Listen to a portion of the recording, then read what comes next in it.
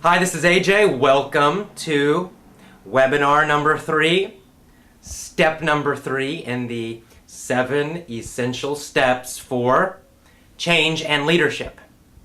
So you've learned step number 1, which is to develop your own health and energy. Without energy, hard to do anything else. You already learned number 2, which is to develop a personal mission. And the mission really gives you the focus and the passion to accomplish great things in your life. And that will affect everything you try to do in life. So those first 2 steps are really quite deep. They're not really specific to any one little change. They will affect every change you want to make in your life. They will affect every situation in which you want to try to be a leader or a teacher, for example. So those first 2 are super powerful and important. But now we're going to get a little more specific. So you've taken care of those first 2, or you're at least planning to take care of those first 2. So what's step number 3?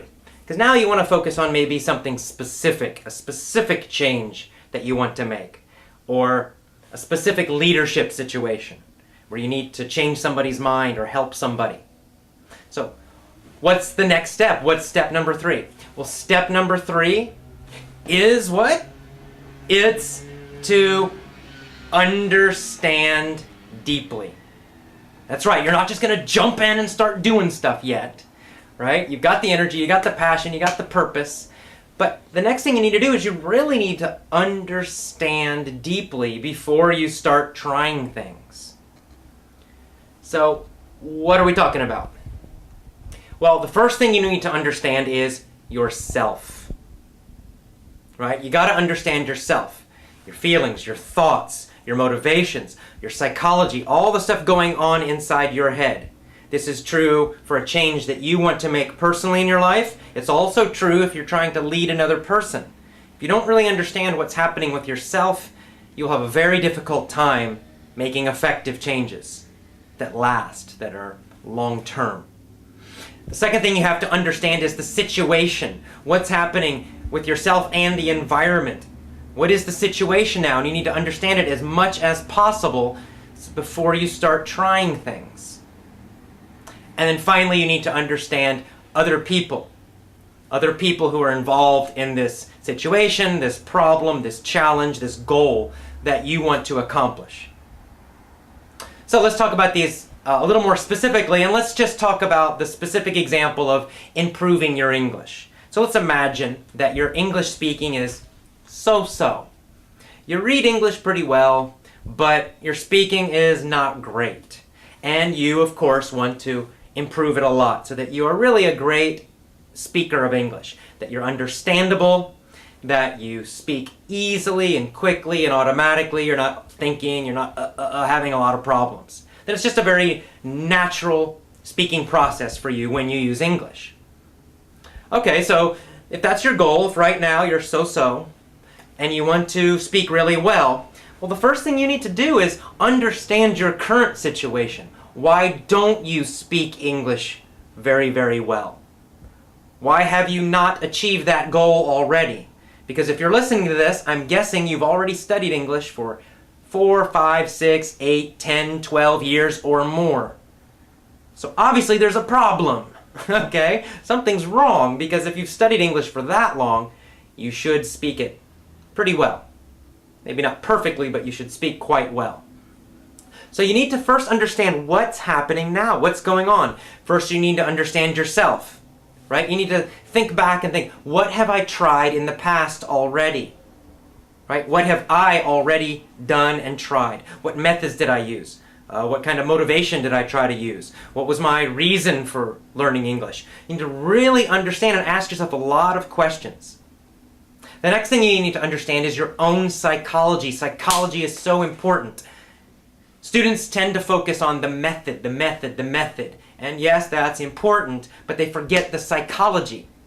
See, if you have a great method, but you're not motivated, you're not energized, and you don't use it, then it's worthless. And that's the case for a lot of people. A lot of people, especially they learn from our emails, and they kind of understand this great method, but they just don't feel like using it. every day, they're tired, they have other things to do, and they're not really motivated. So you need to understand your own psychology. What motivates you? What makes you want to do something, and what doesn't work for you? For example, do tests motivate you? Because in school, probably the teacher was always making you take tests, and that was maybe a major motivation for studying English. And maybe it didn't help you really learn to speak English very well. You memorized the information for the test, and then you took the test, and then you forgot it. That's the normal pattern. It's certainly the pattern I used when I was learning Spanish in school. Memorize it for the test, get a great big A on the test, and then 2 weeks later forget everything. And that's why I can't speak Spanish very well. So you have to really look at your own motivation. What is it that when you do something in your life and you're excited about it and you keep doing it? Why? What works for you? Some people are motivated by status. They want other people to think that they're, kind of have achieved something, that they're important. Other people are motivated by, the need to be successful just personally, to achieve something difficult. And other people are more motivated socially. They want to connect with other people. Well, those are very different motivations. If your motivation is to connect with people, if that's what you love, is just socially connecting with other people and meeting new people and making new friends, well, if you're trying to learn English and you're focused on tests and grades, you're not probably going to have much motivation to try very hard. But if instead you focused on making tons of new friends in all different countries and having a great time socially, you might feel that you're actually much more excited about studying English every day. So you really need to ask yourself and understand deeply your own psychology and motivations. Now, another part of this is, what other problems have you had that prevent you from achieving your success? You need to really look at what you've done in the past, what's happening in your own mind and your psychology, what's happening in the general situation that has stopped you from making a lot of progress. Right? And I can't answer that question for you because every student is different. For some people, they have all these negative feelings about English and all this stress about English because of school. For others, it's because they used all these grammar translation methods for so long. And now all they do before they speak, they're just constantly thinking of grammar rules and translations, and that causes them to speak badly. Whatever it is, for you, maybe it's those things and other things, you need to understand it, write them down, really know what it is so you can change it. You got to understand yourself and the situation deeply. And finally, you have to understand other people.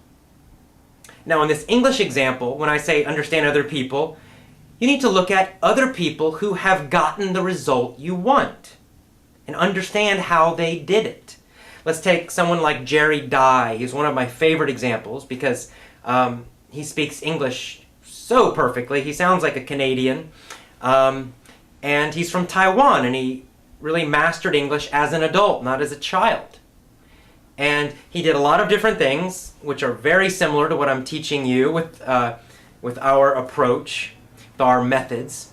And by doing that, he achieved this very high result, this high level of English speaking, where he sounds like a native speaker, sounds like an American, sounds like a Canadian.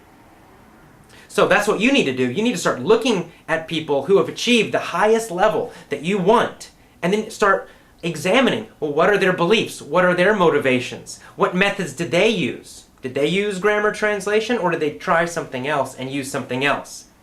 This is how I developed my own teaching method. Obviously, I'm a native speaker of English, so it's kind of easy for me, but what I started doing is looking at my best students, the ones who are achieving the highest results, and I looked, what are they doing differently? And then I looked at other people who weren't my students, but who had achieved, again, a very high level of English speaking as adults. And I read about them and asked questions if I could actually talk to them in person, and I started seeing patterns. I learned what works most effectively for speaking and what doesn't. You need to do this too. You need to answer these questions on your own. You can learn from me, but you also need to answer these questions on your own. So, in general, what do you got to do? You got to understand deeply. Question very deeply. Think deeply, not just really quickly. This is such a major problem for so many students. They don't really think. They think, I want to understand, I want to improve my English. And so immediately they jump into doing a lot of work that's the same as what they used to do. They start studying vocabulary books, they start studying TOEFL books and exam books, and they're using a lot of energy, and they're really passionate about it, they're really focused, and they're working and working for hours and hours every day, but they're doing the same old things, and they get the same old results. They don't get what they want because they didn't stop first to really examine what they had done, what their motivations were, what successful people are doing. So you really got to do this. You got to ask a lot of questions. So that's step 3. Understand deeply yourself, the situation, and other people. So if you're in a leadership situation, this is also very true. So let's just using a different example instead of learning English. Let's say that you're leading a team at work, or you're leading your kids as a parent, or whatever it is. Well, you also have to understand them completely. You need to understand their motivations, their psychology, their situations, their problems, what they have tried in the past. Right? If you're going to help other people make changes, positive changes, well, you got to understand yourself and you got to understand them as well. So, understand deeply. That is step number 3. Understand yourself, understand the situation, and understand other people as deeply as possible. Okay, I hope you enjoyed this 3rd webinar. Of course, the next one would be number 4. But in the meantime, listen to number 1 again, listen to number 2 again, and of course listen to this one several times. And most importantly, put this into action. Start doing some of these things, really thinking deeply about each of these steps so that you can make great, powerful, effective changes in your own life. Okay, I'll see you again next time. Bye-bye.